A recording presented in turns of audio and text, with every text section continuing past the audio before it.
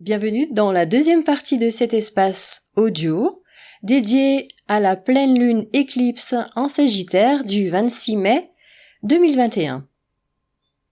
Alors, quelles sont à présent les caractéristiques majeures de cette pleine lune éclipse de mai 2021?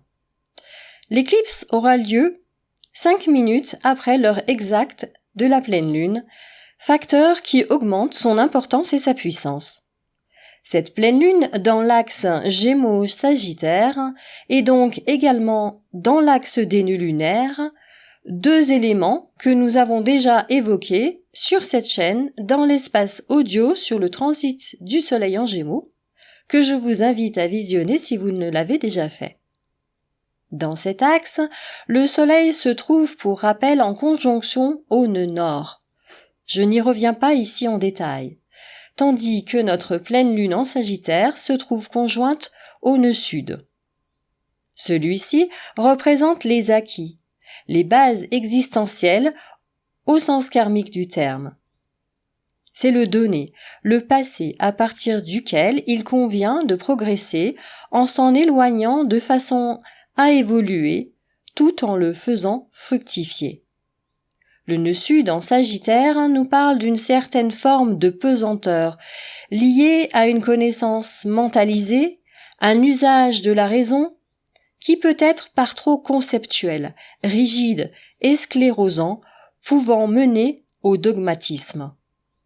Le nœud nord, en Gémeaux pour sa part, invite à une forme de connaissance ouverte et tolérante, fondée sur les échanges et la communication, à une simplicité dans la convivialité, à la valorisation de l'expérience existentielle en évitant l'écueil de la futilité, de la superficialité, de l'éparpillement.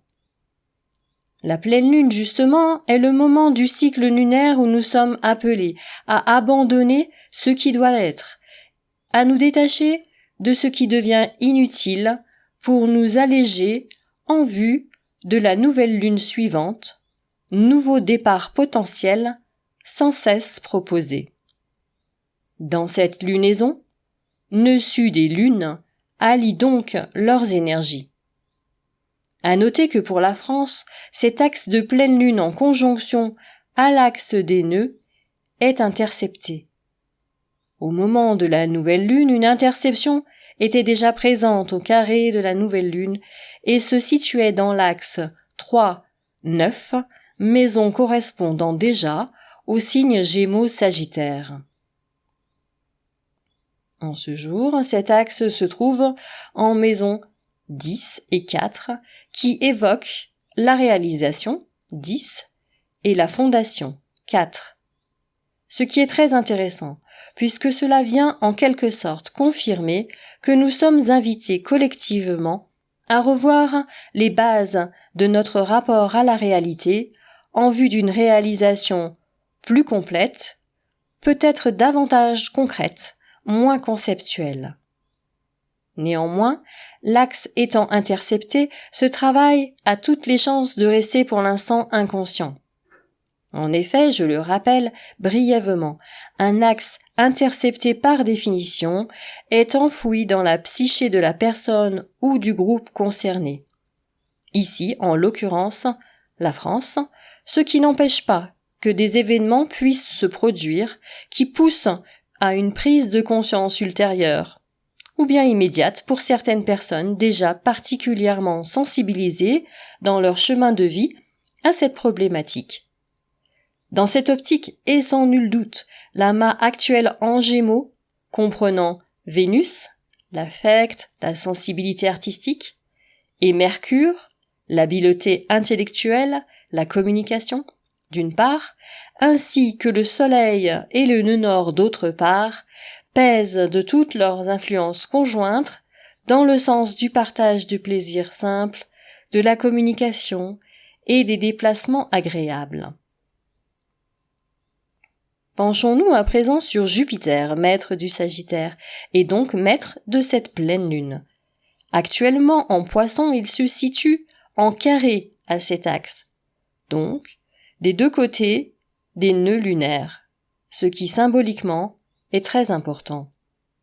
Le carré implique une compréhension et demande une action éclairée par un choix, ce qui ici est tout à fait clair compte tenu de la position de l'axe des nœuds. Un tiraillement peut apparaître entre positions idéalistes dogmatiques liées au passé de l'humanité et l'exercice d'une raison plus pragmatique, fondée sur l'expérience existentielle et au partage ouvert de connaissances. Des confusions, des erreurs possibles d'appréciation pourront se faire jour par excès de confiance ou de croyance aveugle, de même qu'une instabilité émotionnelle dans les relations. La Lune étant considérée comme la mère de tous les événements, des conséquences peuvent apparaître entre le 1er et le 3 juin, date auquel ce luminaire passera en conjonction respectivement de Jupiter, puis de Neptune en Poisson. Rendez-vous dans la phase 3 de cet espace audio dédié à la pleine lune éclipse du 26 mai.